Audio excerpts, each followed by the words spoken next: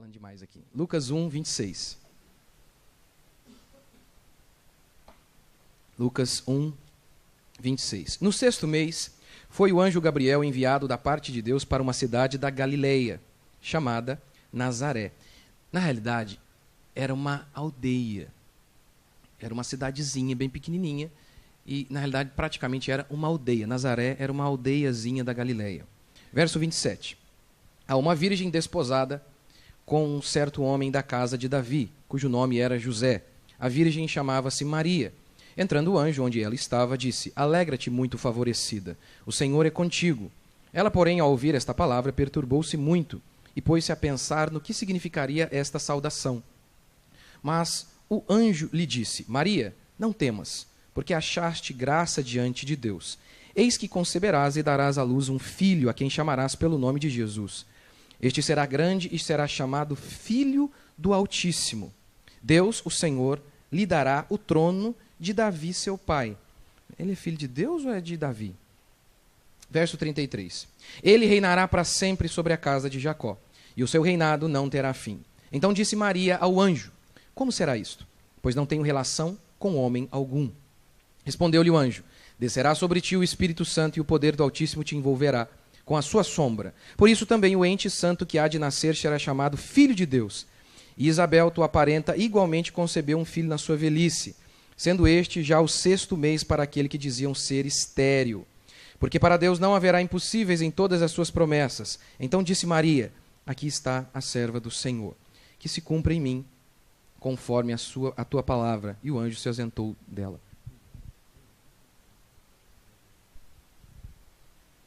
Aleluia. Aqui nós temos um dos maiores milagres de Deus, a encarnação. Mas antes de eu começar a falar sobre isso, as pessoas, via de regra, elas não estão preocupadas com a verdade. As pessoas estão preocupadas em satisfazer seus desejos. Assim nós nascemos. Por conta do pecado, diz a Escritura que nós nos tornamos pessoas escravizadas, escravas de nós mesmas, de nós mesmos. Mais ou menos a ilustração seria a seguinte: quando uma pessoa decide escolher um navio para fazer uma viagem, ela não pergunta para onde vai, em se tratando da sua existência e da sua vida. Os seres humanos, o ser humano médio, ele não se preocupa em embarcar em um barco que vai para o caminho correto. A pergunta dele não é: para onde está indo? A pergunta é um navio de luxo? Porque se tiver caviar, lazer e boa companhia, pode ir até em direção a um iceberg. Não há problema. Eu nem estou muito preocupado. É mais ou menos assim que as pessoas escolhem suas igrejas, é mais ou menos assim que as pessoas determinam a fé que querem seguir. É baseada no seguinte critério: elas vão à igreja e perguntam: aqui eu acho, eu tenho boa companhia, eu gosto. Ou seja, ela quer um clube. Ou pergunta: eu me sinto bem. Eu vou ali e eu me sinto bem. Você pode se sentir bem, você pode ter boa companhia, e o seu barco está indo em direção à desgraça. Não há problema algum que no seu barco haja boa companhia e que você se sinta bem porque ali há boa comida. Mas o fator determinante para embarcarmos em um navio deve ser o critério: para onde isso vai? Deve ser o critério da verdade. Lucas inicia seu evangelho anunciando isto: eu vou transmitir a você, Teófilo, a verdade. A verdade que você já foi instruído. Mas eu fiz uma pesquisa, eu investiguei, para que você tenha plena certeza das verdades que você foi instruído. A encarnação é a verdade sobre quem Deus é. E não apenas isso. É a verdade também sobre quem nós somos. No templo de Delfos existia a inscrição: conheça a ti mesmo. E dizem que foi adotado como a base da filosofia de Sócrates. Conhece a ti mesmo. A fé cristã se propõe a revelar quem você é. Agora, a Escritura anuncia que quando você conhece o Criador, então você conhece a si mesmo. E eu sei que num mundo como o nosso, onde as pessoas são extremamente pragmáticas e querem apenas conselhos rápidos do tipo 2 regras para como fazer meu filho mais feliz, como criar meu filho de melhor maneira, isso é pragmatismo. Me dê uma regra rápida, pastor, nada de dar uma teologia primeiro, uma ideia, para daí então... Eu sei que nós vivemos em um mundo assim, mas é fundamental você saber quem você é. Porque, por exemplo, toda a educação que eu dou ao meu filho é baseada na definição que eu tenho de ser humano. Na definição que a Bíblia me dá do que é um ser humano. A psicologia também. Por exemplo, eu digo, use uma vara. Os psicólogos dizem, não use. Por quê? Eu sei, nós queremos apenas o conselho prático. Me dê a regrinha, pastor, para como cuidar do meu filho. Me dê 2 princípios rápidos. Ensine-me hoje. Mas por quê? Por que nós usamos uma vara? Porque nós somos firmes com nossos filhos. E por que os psicólogos modernos repudiam todo tipo de disciplina? Alguns chegam até a dizer que não é recomendável dizer não para a criança. Por quê? A definição de quem nós somos. A definição de quem nós somos, feita por esses psicólogos, é errada. É errada. A definição cristã do ser humano é: somos malignos e nascemos assim. Um porquinho só tem uma diferença de um porcão, que ele é um porquinho em desenvolvimento. Mas ele tem todo o potencial dentro de si para ir à lama. Esta é a definição de quem nós somos como seres humanos. E a Escritura declara isso sobre nós, que somos malignos. A encarnação diz isso. O fato de Deus ter encarnado é o anúncio de quem Deus é, o que Deus faz, mas também ao mesmo tempo de quem nós somos. Falidos. Deus teve que se fazer homem, porque não existiu um homem sequer capaz de chegar ao céu. Está vendo? Como há uma série de implicações nas nossas doutrinas cristãs históricas. Há uma série de implicações. A encarnação de Jesus Cristo é algo único. Não existe em religião alguma. Não existe. Não, nada como a encarnação de Jesus Cristo. Na mitologia grega, você tem, por exemplo, Zeus se transformando em águia. Mas é apenas uma transformação momentânea e apenas isso. Ele se transforma em algo e logo após ele volta à sua essência. Não há nada como o que a fé cristã anuncia. Que quando Deus se encarna, ele se torna 100% homem ali. E ao mesmo tempo ele continua sendo 100% Deus. Ele não é um centauro. Um centauro, na mitologia, era um ser que era metade bicho, metade animal e metade ser humano. Não é esta a definição que a fé cristã dá acerca de Jesus Cristo. Jesus não é um centauro. Jesus é 100% homem e 100% Deus. Quais as implicações disso na minha e na sua vida hoje? É o que eu vou tentar explicar aqui. E tentar mostrar o quão milagroso foi a encarnação de Jesus Cristo. É um milagre que nós realmente não podemos compreender. Você acha difícil conseguir conceber a ideia de Deus criando o universo do nada? Se impressione então com o fato de Deus conseguir colocar o infinito dentro da barriga de uma mulher.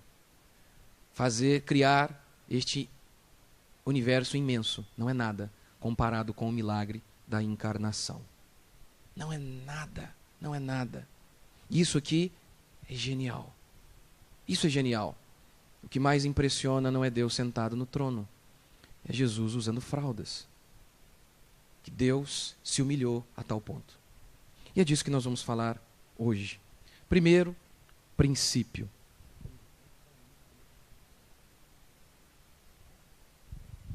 A encarnação é o cumprimento das profecias. A encarnação foi anunciada em toda a Escritura, começando com Gênesis 3. Lembra, aqui é o contexto é a queda do homem. E quando o homem cai, Deus já faz uma profecia, anunciando a salvação da humanidade. Como? Porém, inimizade entre ti e a mulher. Deus está dizendo para Satanás, para a cobra. Entre a tua descendência e o teu descendente. Este se refere ao descendente, este te ferirá a cabeça, e tu lhe ferirás o calcanhar, fazendo, obviamente, uma alusão à crucificação de nosso Senhor Jesus Cristo. Então, de onde viria o Messias? De onde? Do descendente da mulher. O Messias viria da descendência humana. Mas as profecias continuam. Em Isaías 7,14, Deus profetiza: eis que a virgem conceberá e dará à luz um filho, e lhe chamará Emanuel, que significa Deus conosco. Eis que a virgem conceberá, Deus conosco. Por quê? Porque aquele que estaria ali não seria apenas homem, mas o próprio Deus. Deus estaria conosco. Esta é a profecia bíblica. Coloquei mais um? Não. E também a profecia a Davi, a profecia a Abraão. Deus diz para Abraão: da sua descendência, Abraão, eu vou suscitar um que vai abençoar todas as nações. Deus diz o mesmo para Davi. Davi, do seu reino, da sua linhagem, vai surgir um que vai reinar para sempre. E obviamente aqui já fazendo uma alusão da divindade de Jesus Cristo. Quem pode reinar para sempre? Quem pode? A não ser aquele que ressurgiu e está sentado no trono de Deus agora e está reinando agora, como diz a Escritura. Outra profecia que o texto diz que Davi, que Jesus, que o anjo, melhor dizendo, foi até Nazaré. Mateus 2,23 diz que Jesus era chamado de Nazareno. E a Escritura diz em Mateus 2,23, como foi profetizado que ele seria chamado Nazareno. Meu Deus! Só Deus pode prever o futuro. Só Deus. Somente Deus. Veja o tanto de fatores que convergiram para a vinda de Jesus Cristo. Tinha que ser nazareno. Tinha que ser de uma virgem. Tinha que ser da linhagem de Davi. Não poderia ser de outro lugar. E mais, tinha que ser da tribo de Judá. Tinham várias tribos, não, mas tinha que ser da tribo de Judá. E diz a Escritura que, aqui que nós lemos, que o anjo foi enviado a alguém, a uma mulher da casa de Davi. Essas foram as profecias que se cumpriram. Ou seja, a Escritura, ela é a verdade, e ela é a única verdade, o Alcorão não é. Os livros de Joseph Smith, fundador dos Mormons, os livros de Ellen White, fundadora dos Adventistas, os livros dos Testemunhas de Jeová e de qualquer religião, eles não são verdadeiros porque eles não se cumpriram. Suas profecias caíram por terra. As profecias bíblicas se cumpriram todas. Somente em Jesus Cristo 300 foram cumpridas. Somente neste texto que nós estamos lendo aqui. Inúmeras delas. Casa de Davi, tribo de Judá, Nazaré, e por aí, virgem, e por aí vai. Segundo, a encarnação é a união da divindade com a humanidade, a união do divino com o humano. Veja comigo o versículo 32. Este será grande e será chamado Filho do Altíssimo. Nós vemos pelo contexto, Deus prometendo, olha, quando Maria pergunta, como eu vou ter um filho? Eu sou virgem, eu não tenho relação com homem algum. Realmente, o pai da criança não vai ser o seu marido. Ou José ali estava prometido em casamento a Maria. Não vai ser o seu futuro marido. Não vai ser. Vai ser Deus. Deus vai ser o pai da criança. E aqui nós vemos isso claramente. Será chamado Filho do Altíssimo. Jesus o tempo inteiro declara isso acerca de si mesmo. Tanto que o sumo sacerdote Caifás diz, é réu de morte, porque assim mesmo se declarou Filho de Deus. E quando ele usa ali Filho de Deus, a expressão Filho de Deus, não é como a gente usa. Ah, somos todos filhos de Deus. Não. Tanto que o sacerdote ficou chocado dizendo, tem que morrer. O sacerdote continua, ele se fez um com Deus ao usar aquela expressão. Diz o texto então que ele era filho de Deus. Mas o texto continua, verso 32. Deus, o Senhor, lhe dará o trono de Davi, seu pai. Poxa, ele é filho de Deus ou filho de Davi? Poxa vida. Ele é filho de quem? Ele é filho de Deus ou filho do homem? A Escritura anuncia que ele é filho do homem e que ele é filho de Deus. A Escritura anuncia que ele é filho de Davi, ou seja, ele é humano, 100% humano. Mas a Escritura também anuncia que ele é filho de Deus, 100% filho de Deus. Vamos começar com, em primeiro lugar, ele é homem. E você vai entender por que isso é fundamental para mim e para a sua fé. Fundamental. Porque ao longo da história, hereges disseram que Jesus era apenas homem. Outros hereges disseram que Jesus era apenas Deus. Se Jesus é apenas homem, ou se Jesus é apenas Deus, ele não pode nos salvar. E a Escritura, por isso, anuncia que ele é plenamente homem e plenamente Deus. Ninguém foi mais homem do que Jesus. Ninguém. Mas ninguém é Deus como ele. A expressão filho do homem, aparece 82 vezes no Novo Testamento. 82 vezes. Uma delas, apenas uma, se referindo a seres humanos. Todas as outras se referindo a Jesus Cristo. E dentre todas as outras, apenas uma vez em Mateus, em Atos, quando Estevão chama Jesus de filho do homem. Ou seja, 80 vezes a expressão filho do homem aparece na Escritura. 80 vezes Jesus utilizando-a acerca de si mesmo. Jesus 80 vezes chamou a si mesmo de filho do homem. Filho do homem. Querendo então testificar seu título messiânico, de que o Messias seria um homem, que viria da descendência da mulher de Abraão, de Davi. Outro título messiânico ligado à humanidade de Jesus é o título Filho de Davi, que algumas vezes aparece na Escritura, como nós vemos aqui. O versículo 32 chama Jesus de Filho de Davi. Mas, por exemplo, o Salmo 132, 11. O Senhor jurou a Davi com firme juramento e dele não se apartará. Um rebento da tua carne farei subir para o teu trono. Um rebento é só uma expressãozinha mais bonitinha para filho, para descendente. Um filho seu, Davi, vai subir no trono. E a profecia está, mais especificamente, essa profecia que Deus fez para Davi, está lá em Samuel. Em 2 Samuel, naquele dia que Davi quis fazer um templo para Deus e Deus disse, não vai, o seu filho vai fazer. E logo em seguida Deus profetiza, a sua descendência vai sair um, que vai governar para sempre. O reino dele não vai ter fim. É óbvio que todos os judeus interpretaram que aquela profecia não era para Salomão. Por quê? Ora, logo depois o reino de Davi foi desfeito. Por exemplo, na época de Jesus, quem estava sentado no trono não era um filho de Davi, era César. César governava a Palestina. César governava Israel. Eles entenderam que aquela profecia se dizia respeito a outra pessoa, ao Messias. Tanto que você vai perceber ao ler os evangelhos que várias vezes pessoas chamaram Jesus de o filho de Davi. Outro texto. Jeremias 23, 5. Eis que vem dias, diz o Senhor, em que levantarei a Davi um renovo justo. E rei que é, reinará e agirá sabiamente. Executará o juízo e a justiça na terra. Nos seus dias Judá será salvo e Israel habitará seguro. Será este o seu nome, com que será chamado Senhor. Senhor. É um nome de Deus aqui. Yahvé. Yahvé. Justiça nossa. E é interessante isso. Porque Jesus veio para nos justificar pela fé, não foi?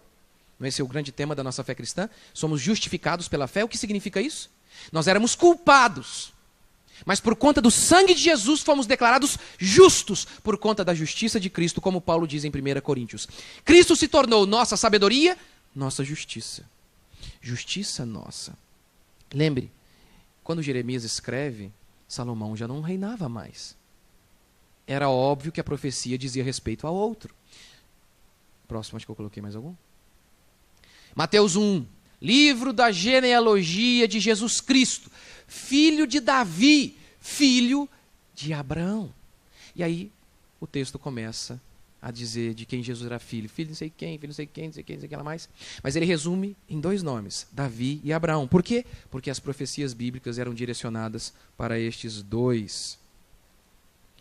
Mateus 12, 23. Veja o que o povo dizia sobre Jesus. E toda a multidão se admirava e dizia: é este, porventura, o filho de Davi? É este o Messias prometido? A expressão Messias significa o enviado de Deus, o escolhido. Todo Israel sabia da profecia do Messias, que um dia viria o Messias. Eles oravam todos os dias: venha Messias e nos salve, reine sobre nós. O povo então estava ali perplexo, dizendo: será este aquele que nós esperamos por tanto tempo? Jesus então, e o próprio povo, percebia que Jesus era filho de Davi. Mas a Bíblia também anuncia, e aqui no texto nós vemos isso, que Jesus é 100% Deus. 100% Deus. Filho do Altíssimo. Como eu vou ter o filho? O Espírito Santo vai gerar. Ele é o Pai, Deus é o Pai. E o texto ainda diz, o ente santo que vai nascer. Ente santo. Chama o filho de ente santo. Isso é interessante. Por que ente santo? O próprio Davi confessa que Davi não era um ente santo. Ente, a palavra, o significado mais simples é ser. O ente santo, o ser santo, que vai nascer. Davi diz, não, eu não sou um ser santo. Veja o que Davi declara. Davi, o homem segundo o coração de Deus, um dos melhores homens que nós já vimos, pelo menos a Escritura anuncia. Davi não diz que ele era um ser santo, ele diz, em pecado me concebeu minha mãe. Não querendo dizer que sua mãe adulterou. Querendo dizer que ele já no ventre materno era pecador por conta do pecado de Adão. Haja visto que em Romanos 5 diz, Adão pecou e a morte passou a todos os outros. Todos se transformaram em pecadores condenados. Não sem razão para provar que todos os seres humanos são pecadores, que quando uma criança nascia, era oferecida uma oferta pelo pecado. Ai, criança não tem pecado. Se criança não tem pecado, por que criança morre? O salário do pecado é a morte. A Escritura anuncia que todos morreram por conta do pecado de Adão. Ah, mas Senhor, isso é justo. Aí você vê com Deus, meu trabalho é só pregar até onde a Escritura anuncia. E é isso que a Escritura anuncia. O próprio Davi declara, eu sou pecador, não sou um ente santo. Deus, Jesus, foi o único ser santo. Mas Jesus não passou a existir ali quando ele encarnou. Em João, o apóstolo João diz, o verbo se fez carne. O verbo, a expressão em grego é logos. É um termo um pouquinho mais, demoraria um pouquinho de tempo para explicar. Mas em resumo, ele estava fazendo uma ponte com o universo grego para se referir a Jesus. E ele diz, o verbo, Jesus, o logos, ele se fez carne. João não diz, ele nasceu. Não, ele já existia. Ele apenas encarnou. E João continua. Tudo o que foi feito por ele, por Jesus. Nada do que existe sem a atuação dele. Ele já existia. Antes de existir matéria, Jesus já existia. Por quê? Porque Jesus é Deus. Deus não tem início de dia. Deus é eterno. Deus não começou. Deus sempre existiu. Sempre. Por isso, quando João diz, tudo o que foi feito por Jesus. Gênesis diz assim, no princípio Deus criou todas as coisas.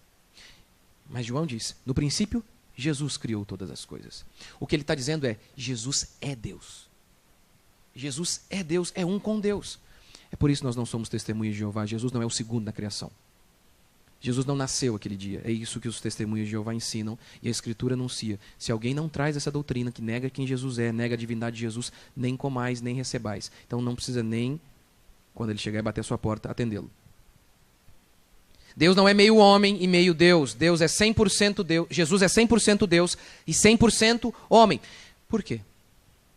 Porque Jesus tinha que ser 100% homem e 100% Deus. Terceiro princípio. A encarnação é o cumprimento da justiça. Quando Adão peca, ele sentenciou toda a humanidade à desgraça. Porque Deus disse para Adão: se você comer da árvore da vida, você terá vida. Se você comer da árvore do conhecimento, você estará morto, condenado. Quem pecar vai morrer. Adão pecou. Deus não poderia dizer: está tudo bem, eu te perdoo e acabou. Isso não é justo. Assim como um juiz não pode olhar para um criminoso e falar: eu te perdoo, pode ir embora. Isso é contra a lei. Isso é imoral. Isso não é possível. Isso não é possível. Só que surgiu um grande problema. Um grande problema. Todos, a partir de Adão, se tornaram pecadores, nasceram já contaminados com a semente do pecado. Se você duvida, se você tem um filho que você vai perceber isso. Minha filha tem 1 ano. Lá em casa nós não briga, não. E com quem que ela aprendeu a levantar a mãozinha para querer dar um tapa na gente, quando a gente diz não? Quem ensinou aquele pinguim de gente, aquele ser humaninho, a ser tão egoísta? Quem? Onde? Que faculdade ele fez? Já nasce ali egoísta. Faz um teste com uma criança, coloca lá um brinquedinho que ele não liga.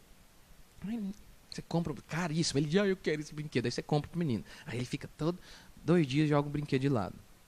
Um dia, vem um menininho visitá-lo. E o menininho, o vizinho, o amiguinho, quer justamente aquele brinquedinho que o seu filho não quer. Um homem de ferro que seja, vai. Aí sabe o que o seu menino faz?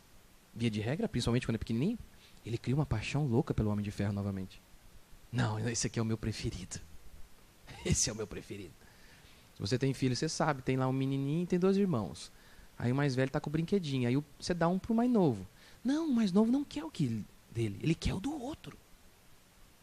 Então, onde eles aprenderam isso? Fizeram escola com quem? Com o pai deles, Adão. Nascemos pecadores, diz a Escritura. Como então poderemos nos salvar se o nosso próprio sangue é contaminado? Como um aidético poderia salvar outro aidético? Como alguém doente poderia salvar outro doente? De que maneira? Como isso é possível? Não é? Quando alguém vai fazer uma transfusão de sangue, ele precisa estar saudável para salvar outro que está doente. Não pode ele mesmo estar precisando de cura. A Escritura anuncia que todos os seres humanos nasceram contaminados por conta do pecado de Adão. Por isso, a Bíblia diz que os anjos anelam entender o Evangelho. Eles pensaram: agora já era, Deus não vai poder salvar a humanidade. A humanidade perdeu. É por isso que a cruz é um milagre fantástico, onde Deus salva o homem e se mantém justo. Em nossa lei, para alguns tipos de crimes, há fiança. Você paga e livra a pessoa. Na lei de Deus também existia e existe essa lei. Um ser inocente poderia ser dado no lugar de um ser pecador. Daí então a existência de todo aquele sacrifício no Antigo Testamento. O texto diz que quando um israelita sacrificava, ele colocava a mão sobre o bezerro, querendo dizer que aquele bezerro representava-o. Este sou eu estou morrendo. Esse era o sentido. Só que o problema é que os animais não possuem o mesmo valor de um ser humano. Veja o que Jesus disse: observai as aves do céu, não semeiam, não colhem, nem ajuntam em celeiros, contudo vosso Pai Celeste a sustenta. Porventura não valeis vós muito mais do que as aves? Lembra que a oferta de Jesus foi 2 rolas ou 2 pombinhos? Então veja, não é compatível. Esse preço de fiança não é adequado. Não é adequado. Por isso, a Escritura anuncia que todos aqueles animais mortos no Antigo Testamento não pagavam o pecado da humanidade.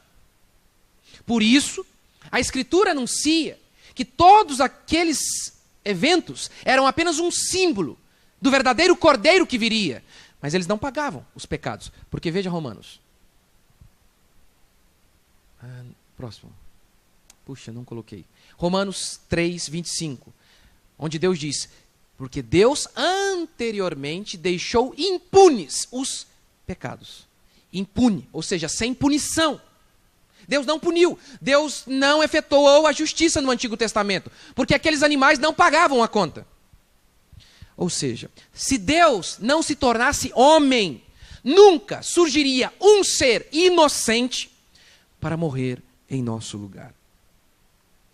Apocalipse, nós temos pregado aqui às quintas-feiras. Você se lembra daquela expressão, daquele momento quando João se depara com o livro da salvação e ele começa a chorar copiosamente dizendo: não há um digno de abrir o livro, nem no céu e nem na terra. Nenhum anjo poderia abrir o livro da salvação. E nenhum homem, diz o texto, era digno de abrir o livro da salvação. E João então chorava copiosamente. Hebreus 2,17 diz que Jesus foi tentado em todas as coisas, porém sem pecado. Ele foi tentado a quebrar toda a lei de Deus, mas ele não quebrou, ele a cumpriu. Você se lembra o que Deus disse como mandamento para ser salvo? Cumpra a lei toda, e então você será salvo. Tiago diz: se você cometer apenas um pecado contra a lei, você é réu de toda a lei, você é culpado de toda a lei. Quem neste mundo cumpriu a lei? Ninguém. Por isso Jesus, ele foi oferecido ao templo, por isso Jesus foi batizado por João Batista, mesmo que o batismo era para arrependimento de pecado e Jesus não tivesse nenhum pecado, porque ele precisava cumprir toda a lei. Por isso Hebreus diz: foi tentado em todas as coisas. Ele cumpriu toda a lei em todos os dias de sua vida. A encarnação é o anúncio da falência humana. É o anúncio de que Deus desceu, porque nós não podíamos subir. Todas as religiões. Por isso eu acho tão engraçado quando alguém diz: é tudo igual religião. É porque ele não conhece profundamente as outras religiões e nem a fé cristã. Em todas as religiões, você vai encontrar, por exemplo, mandamentos parecidos como os nossos, sobre amor, sobre perdão, mas não há nada que se compare à encarnação de Jesus Cristo e à justificação pela fé. Nada. Em nenhuma igreja, em nenhuma seita, nenhuma. É o único da fé cristã. Em todas as religiões, não importa o caminho que eles ofereçam, eles podem oferecer caminhos levemente diferentes, mas todos seguem o mesmo trilho. Em todas as religiões é você que tem que chegar e subir até Deus. O Islã dá o seu mapa. O hinduísmo também dá o seu mapa. Varia um pouco a maneira como você chega lá. Mas no final das contas, o que há em comum em todas as religiões é que o ser humano precisa criar asas e subir até Deus. O cristianismo é o único que mostra Deus vindo até o homem. Todas as religiões, e me permita citar pela 1000ª vez a minha ilustração clássica, as religiões são mais ou menos assim: você está no buraco quebrado, com as suas pernas quebradas. E o católico joga uma corda com 10 metros, dizendo: ore Maria, não minta, não roube, não faça certas coisas erradas, não adultere. Apesar que isso aí eles não pegam muito pesado também. Mas enfim, 10 regras. E ali está a sua salvação. Obedeça tudo, seja um bom homem e você sairá daí. E Jesus vai te dar uma força daqui de cima. Deus vai te dar uma força. Isso é o catolicismo. O Islã joga uma corda também com 10 metros ou talvez algo mais. Vá a Meca, crê em Maomé e por aí vai. O Espiritismo joga uma corda com 10 mandamentos e diz: ajude os pobres, contribua e você vai sair daí. Eu não posso discordar que esses mandamentos são ruins, a não ser de ir para a Meca, mas não matar, não mentir, as religiões em suma falam sobre isso. Eu não posso discordar disso. Não há problema algum nos mandamentos. O problema está em mim. Eu sou o problema. O problema é que eu não consigo sair de lá. Por isso, só na fé cristã, Deus se fez gente e desceu no buraco que nós estávamos. Isso não existe em lugar algum. Em lugar algum. E é por isso que eu sou cristão. É por isso que eu sou cristão. Porque eu sei quão pecador eu sou. Eu sei que eu não precisava apenas de um mapa. Eu precisava de alguém que viesse ao meu encontro, que me colocasse nos ombros e me carregasse, porque eu estava destruído no pecado. A encarnação anuncia isso. Ele é Deus conosco. Ele veio ao nosso encontro. Ele desceu, porque nós não podíamos subir. Glória a Deus ou não? Caminhos na Bíblia de salvação, o caminho de salvação é simples. Ou você é inocente, ou você encontra alguém digno de pagar a sua fiança. Este é o caminho bíblico. Ou você é inocente, ou você encontra alguém digno de pagar a sua fiança. Nas religiões, há alguém plenamente humano, 100% humano, ou seja, sem pecado, porque isso é ser um ser humano completo. Ah, Maomé não pecou? Sabe uma das leis, eu acho engraçado, uma das leis islâmicas, os islâmicos, eles podem ter algumas mulheres, mas tem acho que são 3 ou 4 no máximo. Mas, coincidentemente, Maomé podia ter mais. Olha que coisa. Que coisa. Espertinho, safadinho. Eu não vou citar o nome que me fugiu à memória, eu não tinha preparado isso, mas tem uma das grandes religiões mundiais que o profeta da religião, e é muito, muito grande essa religião, é que eu só estou confundindo aqui qual das duas religiões, então não vou falar para não errar. Mas é grandíssima. Ele profetizou que existiria uma casa lá nos Estados Unidos, que seria a casa de Jesus, uma mansão. Mas até Jesus voltar, a família dele ia ficar morando na mansão. Essas são as religiões humanas.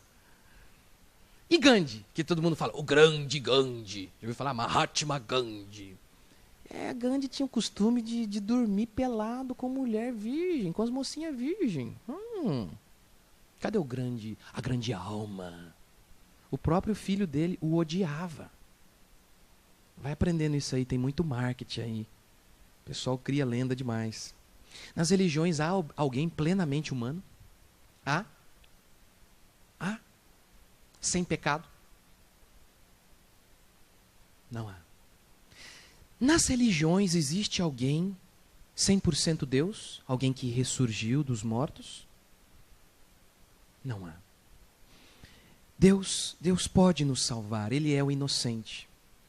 Porque Ele é Deus, homem. Se Ele fosse apenas Deus, Ele não teria sangue para pagar a nossa dívida. Porque o homem pecou, o homem deve morrer. Se Ele não é homem, como Ele pode morrer em nosso lugar? Por isso Ele precisava ser homem. Mas o homem não precisa apenas de perdão. O homem morreu. Ele precisa de ressurreição. Se Jesus fosse apenas homem, Ele não teria poder para nos salvar. Porque homens não se levantam dos mortos. Homens não podem levantar outros homens dos mortos. Por isso Jesus tinha que ser Deus e homem. Ser homem para pagar a nossa dívida. Ser Deus para nos levantar novamente. Não há nada. Quando alguém disser para você, são todas iguais as religiões. Por isso a Escritura diz que Jesus é o justo e justificador daquele que crê. Ele pode declarar que você não possui culpa alguma diante de Deus. E não porque ele é seu amigo, como fez uma desembargadora aí. O filho dela foi preso e ela soltou o menino, o que era contra a lei. Deus não fez isso. Por isso a Escritura anuncia que o Evangelho anuncia a justiça de Deus. Deus é justo. Quando Ele bate o martelo e diz para alguém pego em flagrante adultério, alguém que matou alguém, quando Ele diz para todos nós todos estávamos no banco dos réus. Culpados, diz a Escritura. Todas as provas contra nós. Inúmeras testemunhas. Sua família. Imagina, diante do tribunal de Deus.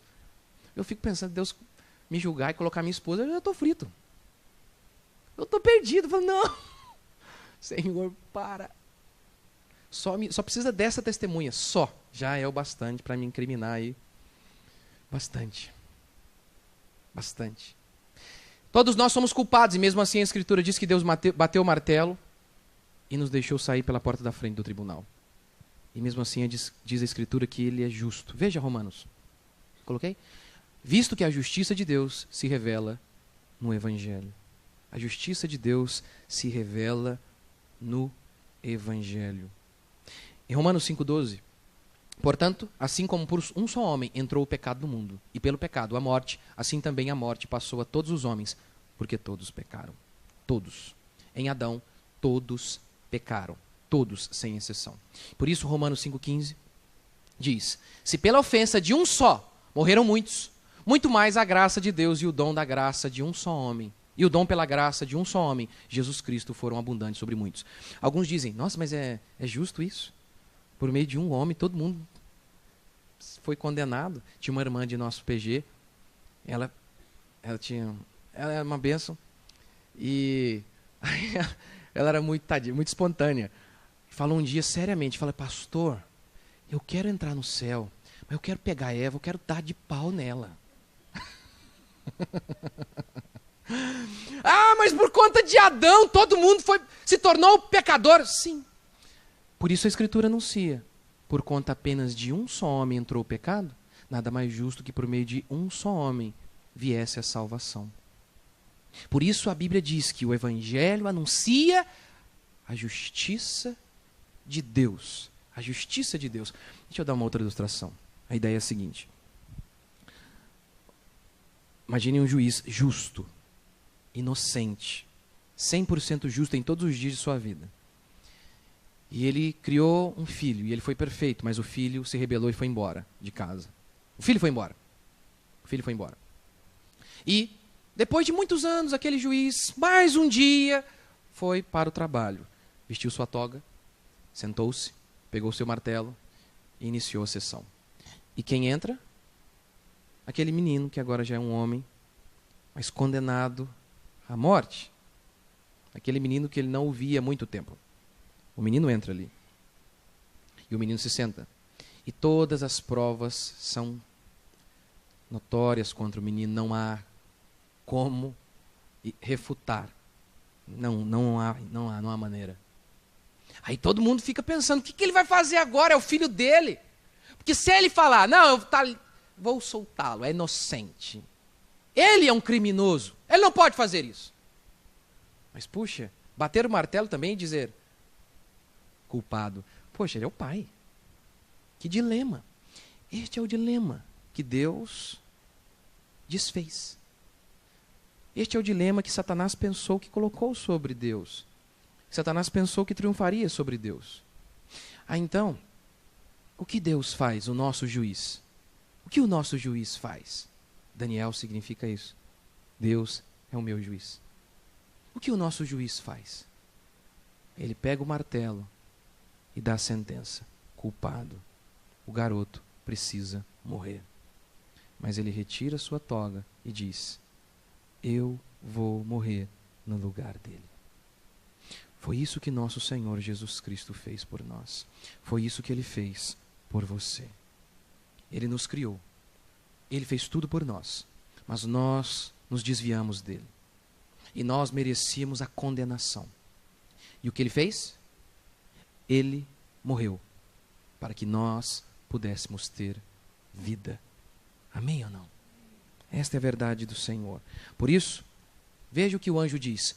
O nome do seu filho será chamado Jesus. O nome Jesus era bem comum na época. Era tipo um João hoje. E o nome Jesus, que era Yeshua, significava a salvação vem de Deus. Este é o nome de Jesus. A salvação vem de Deus. Mas veja que coisa interessante. Veja o que diz Mateus. Ela dará à luz um filho e lhe porás o nome de Jesus, porque ele salvará o seu povo dos pecados dele. O nome de Jesus significa a salvação vem de Deus. E o texto diz que Jesus vai salvar. O que ele está dizendo mais uma vez é, Jesus é Deus. Jesus é Deus, ele não é apenas homem. Sabe por que eu tenho certeza que eu vou estar com Deus? E eu sei que todos aqueles que creem em Cristo Jesus vão estar sentados com Deus? Porque hoje mesmo Hoje mesmo há um homem assentado ao lado do Pai. O nome dele, Jesus Cristo de Nazaré. E ele abriu o caminho para todos nós, para que a humanidade pudesse voltar à casa de seu Criador. Quarto e último princípio para a gente encerrar. A encarnação é o anúncio de que Deus está conosco. Eis que uma virgem conceberá, diz o texto. Veja a profecia de Isaías novamente. Põe lá, por favor. Portanto, o Senhor mesmo vos dará um sinal. Eis que a virgem conceberá e dará à luz um filho e lhe chamará Emanuel. Sabe o contexto de Isaías?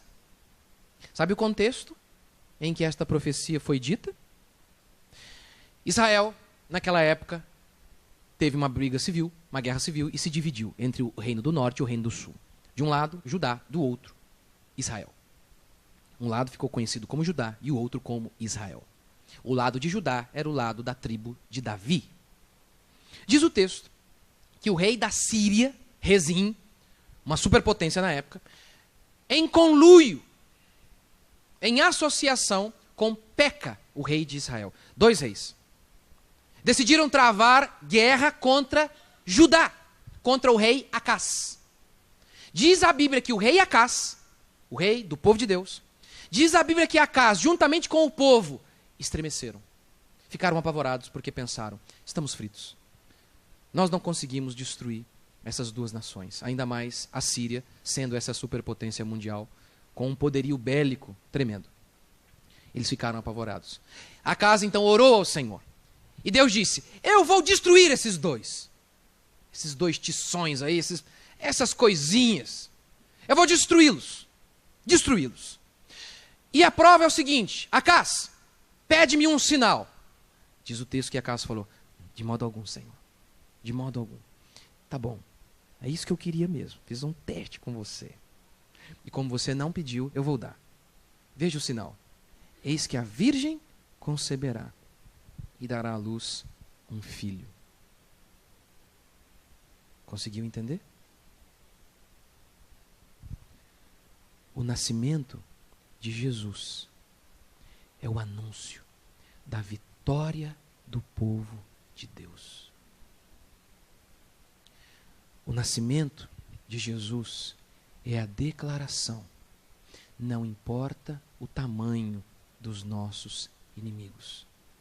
O Senhor é Deus Emanuel. Ele está conosco. Não importa o tamanho das suas adversidades. Lembre-se, Deus desceu. Deus habita em mim e habita em você. E Ele estará conosco em todos os dias. Ele se identificou conosco de todas as maneiras. De todas as maneiras. De todas as maneiras. A encarnação prova o amor de Deus por nós. Zeus, na mitologia grega, é o Senhor Supremo do Olimpo. Zeus avista Ganimedes e fica chocado com a beleza de Ganimedes. Nossa, Ganimedes é a coisa mais linda que eu já vi, disse Zeus. E sabe o que Zeus faz? Zeus se transforma em águia. Rapta Ganimedes e transforma Ganimedes em seu escravo para servi-lo à mesa e na cama.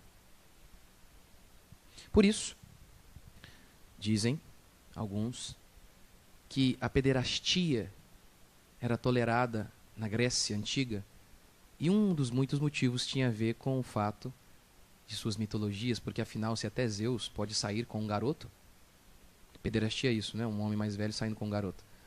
O homossexualismo. Se até Zeus pode fazer isso, porque nós não podemos. Agora veja a nossa fé. Jesus não se transforma em águia. Jesus encarna a natureza humana. E da maneira mais simples possível. Filho de um carpinteiro. Morando em Nazaré. Nazaré era tão ridículo.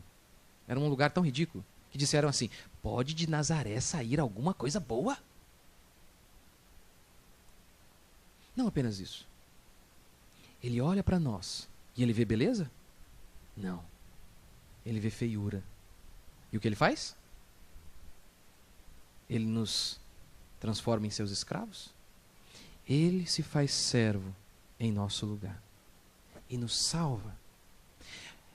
Se, inspirados na mitologia grega, ao ler uma ideia, se Deus resgatou um rapaz para servi-lo na cama porque eu não posso fazer. Agora, quando nós lemos a nossa fé, nós vemos que Deus, mesmo sendo Ele Deus, se fez servo para morrer por aqueles que Ele ama. Qual você acha que será a implicação prática disso? Será que homens vão morrer pelos seus filhos? Será que líderes, pastores, vão se sacrificar pelo seu rebanho? Esta é a implicação prática. É isso que a encarnação diz. A encarnação é muito mais do que uma doutrina teológica, cabível apenas de ser entendida por meia dúzia de teólogos. A encarnação é a revelação de quem Deus é, de quem você é, e é o anúncio de que Deus nos amou de tal maneira, que Ele veio para estar conosco em todos os dias, como Jesus anunciou. Eis que estou convosco todos os dias até a consumação do século. Porque um dos meus nomes é Emanuel, que significa Deus conosco.